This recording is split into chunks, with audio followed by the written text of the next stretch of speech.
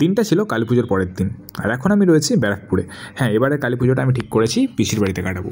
তাই এই জন্য আমি খুব আনন্দ আর মস্তির মুডে একবারে রয়েছি, কারণ লাস্ট 3 দিন আমি যে কী না কী করবো সবই তোমাদের সঙ্গে আমি শেয়ার করব, ঠিক আছে? তাই জলদি এখন আমি যতটা তাড়াতাড়ি সম্ভব ঘরে ঢুকি, একটু আমি ফ্রেশ হব। কিন্তু সবার আগে একটা গুরুত্বপূর্ণ কাজ রয়েছে, সেটা হচ্ছে মিষ্টির প্যাকেটটা হস্তান্তর করা। যাই দেখি সবাই কী করছে। এখানে উপরে আর বাড়ির সবাই খুব ব্যস্ত থাকার জন্য মিষ্টির প্যাকেটটা আমাকেই অবশ্য তার সঠিক জায়গায় রাখতে হলো। তোর জন্য এনেছি, নে খা খা, দে একটা দিয়ে রেখে দিচ্ছি, দে আর একটা পরে খাবি। হ্যাঁ পরে খাবি, একটা রেখে দিচ্ছি। ভাই আমি এসে খুশি হয়েছিস কি? কতটা? 12 কিলো, 10 কিলো থেকে 12 কিলো। আমার এটা খাওয়া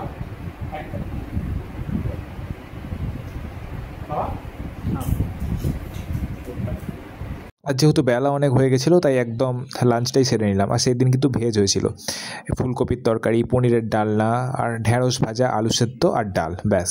খাওয়ার পরে এই পেয়ারায় কামড় বসাতে আমি আর দিদি মিলে প্ল্যান করলাম যে চল কাছে পিঠে কোথা থেকে না একটু ঘুরে আসা যাক, কারণ এখানে তো আর ঘরে বসে থাকতে আসেনি। আর যেই ভাবা সেই কাজ। আর জলদি আমি আর দিদি এখন অটো ভাড়া করে এখন চলেছি সোদপুরের দিকে।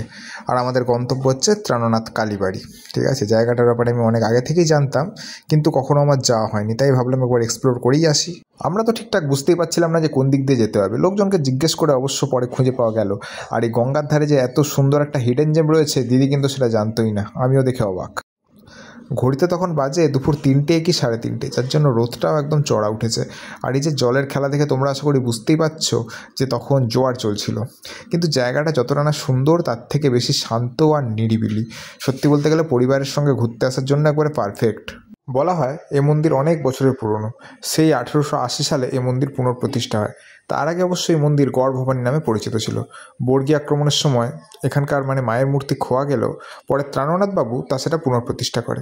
আর এখন মন্দিরের দরজা বন্ধ মায়ের বিশ্রামের সময়, যার জন্য আমাদের দর্শনের সৌভাগ্যটা আপাতত হয়নি। আর মন্দিরের পাশেই রয়েছে 3টে শিব মন্দির। শুধু তাই নয়, এছাড়াও এর আশেপাশে অনেক দর্শনীয় স্থান আছে। জায়গাটা এত সুন্দর না, আমরা ফটো তুলে পুরো একদম ক্লান্ত, হাঁপিয়ে গেছি, বসছি একটু। তবে যাই বলো, জায়গাটা কিন্তু একবারে হেরিটেজ প্লেস, ঘোরার জন্য একদম পারফেক্ট জায়গা। আর আপাতত আমাদের ঘোরাফেরা এখানে শেষ। আমরা এখন যাচ্ছি সোজা বাড়ির দিকে। আর যা রোদ ছিল না, গরমে পুরো হালত খারাপ একবারে। যাই হোক, বাড়ি এসে একদম আমি পুরো ক্লান্ত। আর দেখি পিসিও চলে এসছে ডিউটি থেকে। আর আমার খুব খিদে পাচ্ছিল, তাই আমাকে বললো যে যা, ওখানে লাড্ডু রাখা আছে, খেয়ে নি। লাড্ডুটায় কামড় বসিয়েছি, ভাই হঠাৎ করে বলছে আমিও খাবো। তারপর ওকে অফার করলাম, বললো খাবো না। ঠিক আছে, তোকে খেতে হবে না, আমি এটা সদগতি করে ফেলি। তারপর সন্ধ্যের কিছুটা টাইম আমার বিজিএমআই খেলেই কেটে গেল। না, ওই দিন ভেজ খেয়েছিলাম তো, তাই চিকেন ডিনারটা পাইনি। এখানে এলে আমার সবথেকে যেটা বেশি ভালো লাগে সেটা হচ্ছে ছাদ বাগানটা। এত সুন্দর সুন্দর সব ফুলের গাছ রয়েছে যে বলে কাজ নেই। আর সবথেকে মজা লাগে যখন এই একবারে উপর ছাদে তুমি উঠে যাবে, সেখান থেকে যেন মনে হবে যে পুরো শহরটা দেখা যাচ্ছে। আর তাছাড়া এখন তো দিওয়ালির টাইম, যার জন্য পুরো শহরটা তো একদম আলোয় সেজে উঠেছে। আর উপর থেকে সেটা দেখতে একদম দারুণ লাগছিল আমার। তারপর সন্ধ্যাবেলা আমি আর দিদি বেরিয়ে পড়লাম বাড়ির সামনের এই প্যান্ডেলটাকে দেখার জন্য। উফ, যা সুন্দর সাজিয়েছে না যে কি বলবো। আর এই যে ভিতরে ঢুকে একদম সামনে থেকে মাকে দর্শন করলাম। তারপর বাইরে বেরিয়ে একটু খিদে পাচ্ছিল বলে একটু মোমো খেয়ে নিলাম। তারপর আর কি আইসক্রিম খেয়ে আজকে সোজা বাড়ির দিকে। না, আজকে বেশি কোথাও ঘুরতে যাবো না, কারণ কালকে ভোর উঠে নৈহাটি যাওয়ার রয়েছে। যাই হোক ভাই, সকাল থেকে এই ফার্স্ট আমি জামাটা খুললাম, যার জন্য আমার একটু নিজেকে হালকা লাগছে। তারপর জলদি বসে বললাম ডিনার করতে। আর আগেই তো বলেছি আজকে ভেজ ছিল, ঠিক আছে? আর এটা হচ্ছে আলুর তরকারি, পনির, সাথে ছিল আলু ভাজা আর মিষ্টি, ব্যাস। এই খেয়ে সোজা ঘুম। আর এই কদিন যে পরিমাণ খাওয়া হচ্ছে বা খাওয়া হবে, মনে হচ্ছে ফ্যাটের পরিমাণ দ্বিগুণ বেড়ে যাবে। তো চলো, অত ভেবে কাজ নেই, মাঝে মাঝে এসব চলে। আর তাছাড়া উঠতে হবে তো ভোর 3টায়, আমি তখন জেগে আছি কেন? চলো ঘুমাই। বাই, দেখা হবে নেক্সট ব্লগে, টাটা।